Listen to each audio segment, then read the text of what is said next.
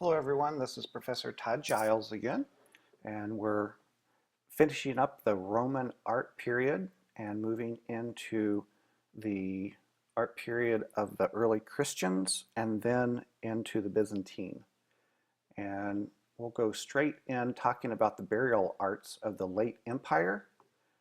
This is just a sample of a sarcophagus during the late Empire. Originally, the Romans would actually cremate their dead. But under different influences and somewhat influenced by the Christian church and its respect for the bodies of the dead, they started burying people above ground and not cremating them, but they would put them in a sarcophagus like this. This is a very ornate piece, probably for some well-to-do military person due to the military scene that we see here. But sometimes they're for just the general public where they had mythological creatures from their pantheon of gods. And here we see the two people, or at least the family members of the person who is deceased. Usually a piece like this was mass produced, and then the faces of the person who's going to be placed in the box is chiseled out so that we know who they are, that there's a resemblance to that person.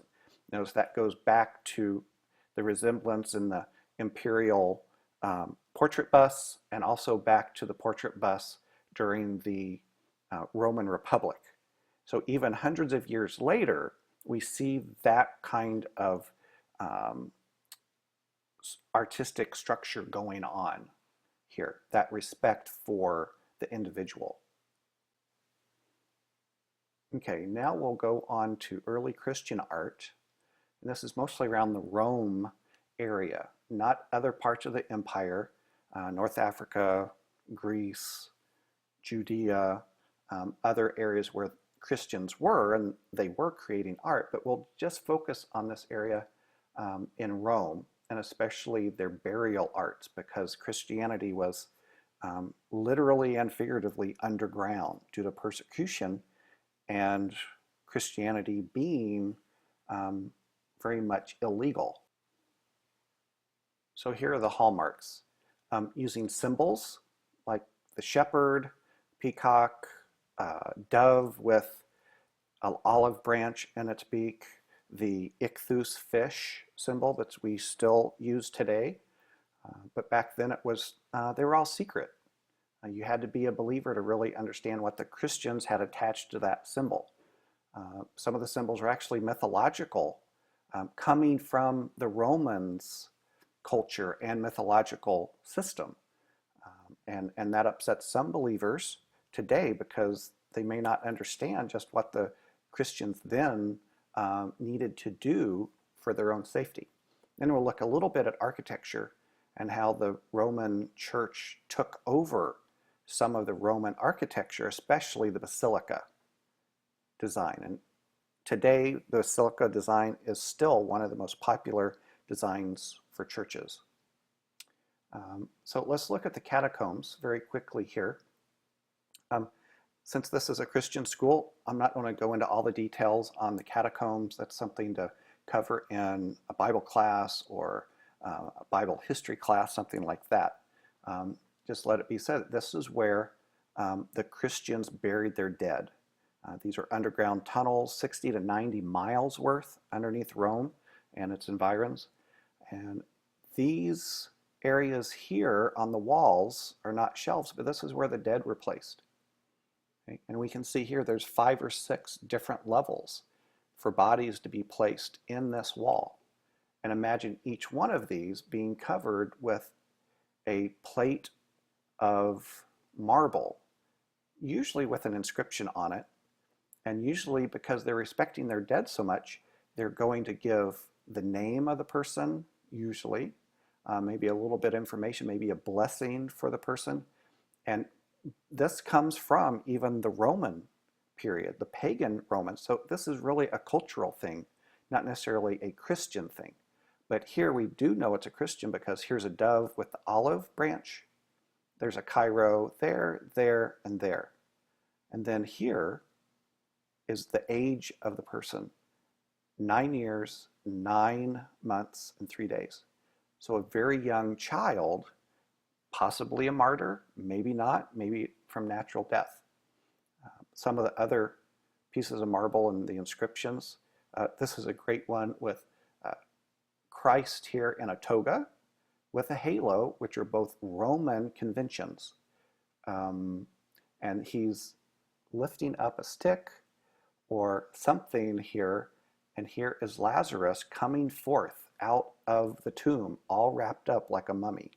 To me, this is just a hilarious image on many ways, but it is a Christian image. And then the one below here, one that I had not seen until just recently, two images, portraits of the two apostles who have a major focus in Rome, Peter, and it says Petrus, and then Paulus, the Apostle Paul, and then in the middle here is the Chi-Rho, symbol of Christ. Now, other areas in the catacombs were a bit nicer, plastered walls, plastered ceilings. This is a little chapel, and this is somewhat of a dome where they're trying to emulate maybe even the Pantheon. And on top of the dome is this fresco painting of, in the middle, if you look at it, what is it? It's a shepherd with a lamb over his shoulders. So it's the Good Shepherd. Although this was a Roman convention. The Romans already had that image. The Christians just appropriated it. Then we have prophets here. And then here in these half circles is a continuing story of Jonah. Here he is being spit out of the whale. Here he is underneath the plant at Nineveh that ends up giving him shade but then burns away. And here he is being thrown off the boat. Here's another one. This is where the body would have been laid of the believer. This would have been a fresco of the Last Supper, where you have Jesus in the middle in a toga, without a beard, with somewhat close cropped hair, and then his apostles around the table with him as he's teaching them. And he has a book of life here in his lap, and he's on this big chair. So it's both Roman and it's Jewish in a way. He's sitting down to teach, which is Jewish, and then he is, and his followers are in Roman clothing and clean shaven, which Jewish men would never be found as clean shaven during that period. And then in 313, something marvelous happened, the Edict of Milan. Again, won't go into all the details on it, but Constantine gives the ruling, the edict, that there is religious freedom. Now, that meant all religions, including Christianity. Now, due to the circumstances of him winning the civil war that was going on, and him supposedly becoming a follower of Christ, Christianity becomes the de facto religion of the empire. And in doing so, the Christians were able to come out from the shadows and become part of the culture. And what they did was what we have here. This is a very Christian sarcophagus. This is the sarcophagus holding the body of Junius Bassus. And we see that this is around 359, some years after the last sarcophagus that we saw. And we can see that even though it's very fine and detailed, that it's not as good. The detail work is not here. The carefulness of proportion, the activity is not there. That doesn't mean that that's because it was a Christian sarcophagus. It's because the artisans were not putting the time into their craft. The craft just was not there, and that is actually sliding down into the Middle Ages when art really took a hit. Okay, but we see Christ here on a throne teaching. Here we see Christ on the donkey entering the city, and this might be Zacchaeus up here, Adam and Eve, and the tree, and then Satan as the snake, and others here. Abraham sacrificing Isaac, Daniel in the lion's den, and other Bible stories along here. So very Christian in its story. One of the first things that Constantine did after declaring that Christianity was legal was to create the very first Christian official church. Okay, and here's a map of ancient Rome. Here's the Colosseum. Here are the outside walls of the city, and then the Tiber River running here to the west of the city.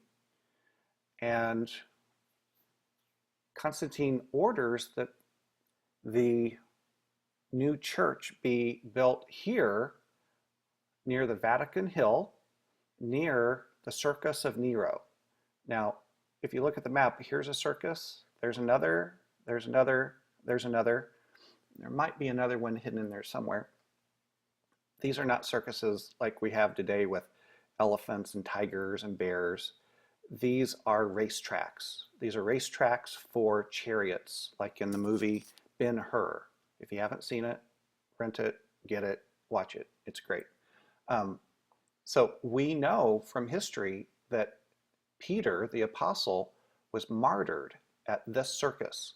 And right nearby was a grave that had been venerated over the years as his grave. And that's where Constantine wanted the main altar to be built on top of, to make that connection with the apostle. Now here's a woodcut of the interior, and this woodcut is from the Middle Ages. It's a bit rough, not a lot of detail there. Here's a wooden diorama of what it looks like, and if you grew up on a farm, you might look at this and say, that looks like a barn. And in a way it was, but really this is a design of a public building in Rome going back for centuries. Really a very simple design. What you have here is this main central hall, and we'll talk about the names later, and then these walkways on both sides. Colonnade is another name for this, but it has a proper name, and we'll go over those now. Now, we're going to go over these and learn these. You might be tested on this, and it's important because we see these elements in churches all the way through history. And once we get to the Gothic time period, we see the creators of those great structures being creative with where these certain pieces go and how big they are and how they can be stretched and how they can be moved. Okay, so the basic form that we have here from Old St. Peter's is the nave. This is the main central area, and nave is the Latin word for boat or ship. So it looks like a ship turned upside down where the hull is pointing upwards. And then on either side, number 2 here are the aisles, which are colonnades or walkways on both sides. Usually there are 2 on each side. That can vary. Number 3 is the apse. This is a half circle bump out into the space behind that area. And this is a very Roman, very, very, very Roman religious type of structure. This is where a statue of different gods would go. We're not putting the Christian God there, we're putting an altar out in front of it, but this becomes the focal point of the church, okay? And then number 4 is the transept, which is almost like a hallway that's in perpendicular form to orientation to the nave. So in a way, if you look at this, it looks like a capital T or what? A cross. So this is not Roman having a transept, but the originators of this great church saw that and the importance of the cross, and they built it into the design. That becomes very, very important later in many other types of churches. So I'm going to end this video and go on, and we'll finish up with the Byzantine.